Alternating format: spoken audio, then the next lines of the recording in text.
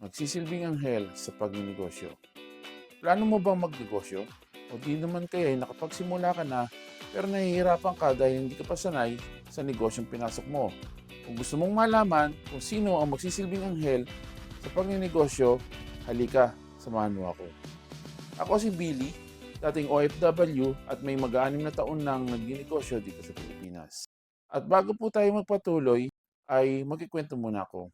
Noong nakapagsimula na po kaming mag-bakery, dahil kailangan namin gumawa ng pandesal tuwing gabi para maibenta sa umaga, halos araw-araw po akong napupuyat. Kasi po inaabot kami ng hanggang hating gabi o 12:00 ng gabi sa paggawa ng pandesal dahil nga hindi pa kami pamilyar at mabagal pa ang paggawa namin. Dahil inabot na po ng 2 hanggang 3 linggo na hating gabi na ako nakakatulog at 4:00 pa lang ng umaga ay kailangan ko ng bumangon, ay hindi na po ako nakakatulog ng sapat. At nanghihina na rin po yung katawan ko dahil sa puyat. Hanggang isang gabi na lang, dumating ang mother ko at ang sabi niya, sige na magpahinga ka na lang, ako na lang ang tutulong dyan. Dahil nga po maaga akong gumigising, hinayaan ko na po dahil pagod na rin po ako ng mga panahong yun. At lumipas naman po ang ilang panahon at nairaos naman namin yung paggawa ng pandesal. Dahil po nasasanay na kami, dumali naman po iyon. Maaga na kami nakakatapos. Humaba-haba na po ang oras ng pagtulog. Sumunod po na pagkakataon, kinailangan po namin mag-stock ng maraming materyales, kagaya ng harina, asukal, margarine, papel, dahil po magpa-pandemic noon. Dahil po medyo maso-short ako sa pera, gusto ko kasing mag-stocks ng maraming harina at maraming materyales kasi baka mag-lockdown. Siguro po, nung nagsasalita ako, ay kanya itong narinig. Maya-maya po ay lumapit siya, sabi niya, "O sige, bumili ka ng stock mo at pahiramin muna kita ng pera, ibalik mo lang sa akin pagka nabawi mo na yung puhunan." At kinuha ko naman po iyon at awa nga po ng Diyos, dumating yung lockdown, hindi kami nakalabas, nakapag-stocks kami ng marami. Sumunod po na pagkakataon, hindi naman po kasi ako nagsasalita sa kanya na manghihiram. Naririnig niya na po siguro kasi medyo malakas po ang boses ko at siguro nakikiramdam din siya.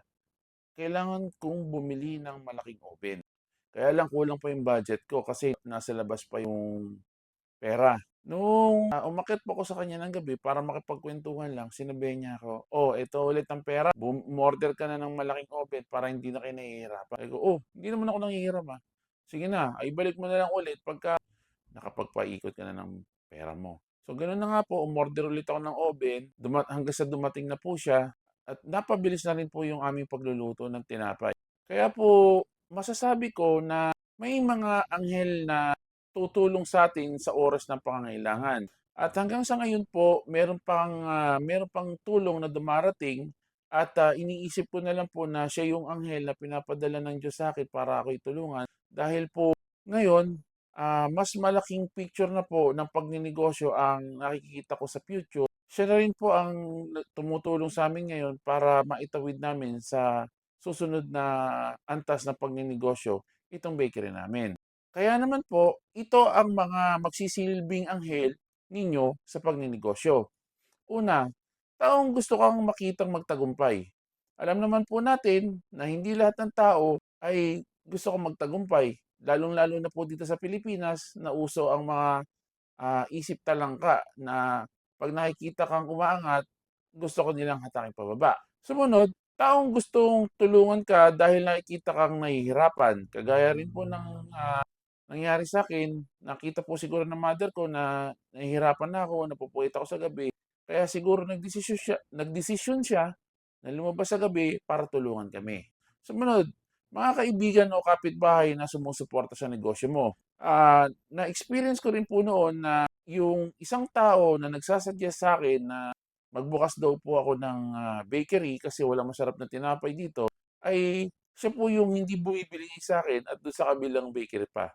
Balewala naman po sa akin yun kaya lang, hindi ko kasi inaasahan na isa siya sa nagsabi sa akin o nag-suggest sa'kin na magbukas ng isang bakery pero hindi siya sa'kin bumibili. Sumunod, taong magpapahiram sa'yo ng pera na walang interes. Minsan na rin po kasi nangyari sa akin na inofferan ako ng kaibigan ko na sabi niya, kung kailangan mo ng pera, meron akong 20,000 dito, ibalik mo lang sa akin bago mag-December. Hindi mo kailangan tubuan yan, paikutin mo lang. Dahil po medyo nahihiya pa ako nung manghiram ng pera, hindi ko muna siya tinanggap. Pero natuwa po ako doon kasi willing po siyang magpahiram ng pera sa akin na walang tubo.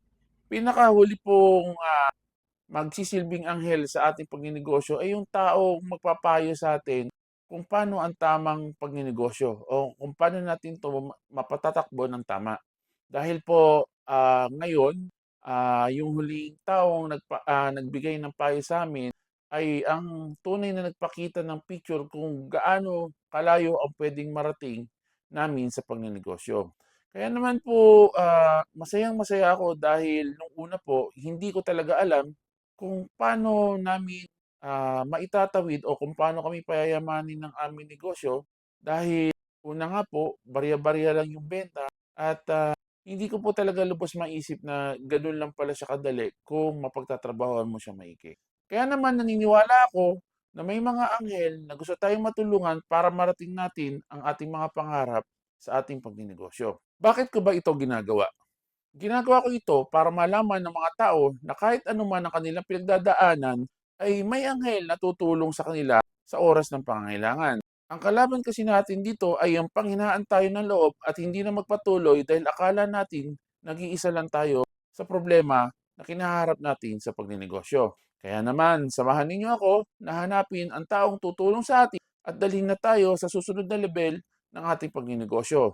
Kahit anong hirap at problema ang iyong pinagdadaanan ay hindi tayo pababayaan ng Diyos at magpapadala siya ng mga anghel para gabayan tayo hanggang sa ating pag-asenso. At siya nga po pala, inaanyayahan ko kayo na mag-join sa Pilipino Balikbayan International at yung link po ilalagay ko sa comment.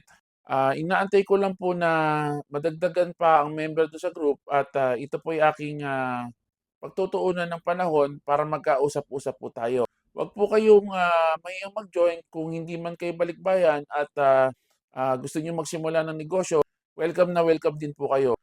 Tutulungan ko po kayo sa abot ng aking makakaya para naman magkatuwang-tuwang tayo na mapaangat ang ating kanya-kanyang mga negosyo. At kung may mga gusto pa kayong malaman, i-comment nyo lang po down below at paki-follow na rin po, like and share yung page na to. At lagi niyo pong tatandaan na sabi sa Colossus 3:23 na kung kayo'y magtatrabaho, isipin ninyong naglilingkod kayo sa Diyos at hindi sa tao. At lagi niyo rin pong tatandaan na kasama ninyo ako sa pagbabago ng mundo. Maraming salamat.